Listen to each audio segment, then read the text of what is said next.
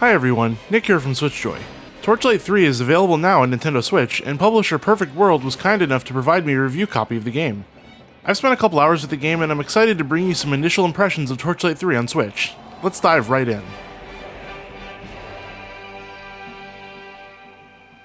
Torchlight 3 has had an interesting history in its run-up to release. For context, a few years after Torchlight 2 released in 2012, developer Runic Games unfortunately shuttered.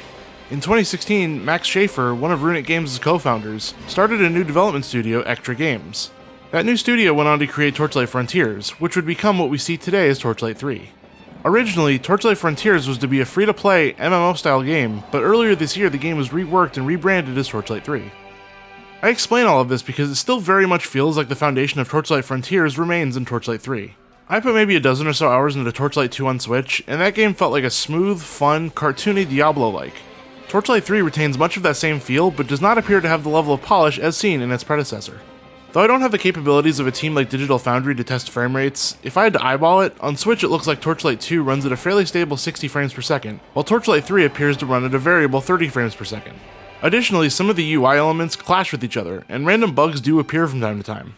When it comes to presentation in this regard, Torchlight 3 definitely feels like it could have used more time in the oven. Not necessarily to strip things from what would have been hallmarks of Torchlight Frontiers, but to polish the game a bit more and make it truly feel like an upgrade from previous numbered series entries.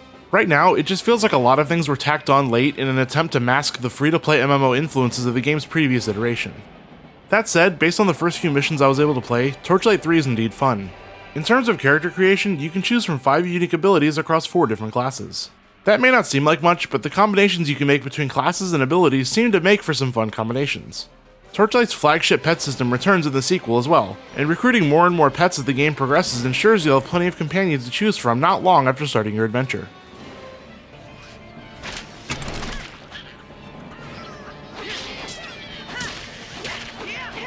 Combat doesn't feel as fluid as past entries in the series. Since it had been a while, I booted up Torchlight 2 on Switch to compare how each feels combat-wise, and there's a noticeable difference.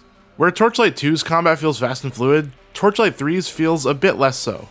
That's not to say combat in Torchlight 3 feels bad by any means, but it just doesn't feel as fluid or reactive as its predecessor. That might be because I don't have nearly as many abilities unlocked in Torchlight 3 just yet as I do in Torchlight 2, so perhaps I'll feel differently after spending more time with Torchlight 3. One major feature which remains from Torchlight Frontiers is the fort system. After the first few missions, you obtain access to a fort that you can customize to your own liking. It's not all cosmetic either. The fort acts as your base of operations between missions, so you can outfit it with a pet stable, training dummies, merchants, and more. I haven't spent much time with it yet, and it doesn't seem like a huge draw for me personally, but it's a cool feature to let people customize their own little corner of the Torchlight world.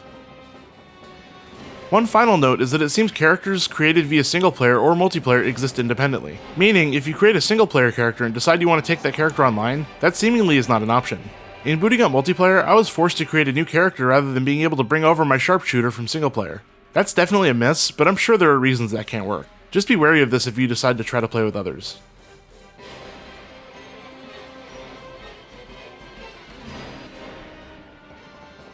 Let's put a pin in my current thoughts on Torchlight 3.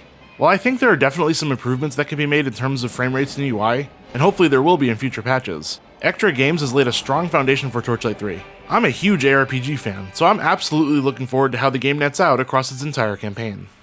Thanks for watching. Let me know what you think of the game in the comments, and be sure to subscribe and click the bell to be notified as soon as our full review of Torchlight 3 for Switch goes live.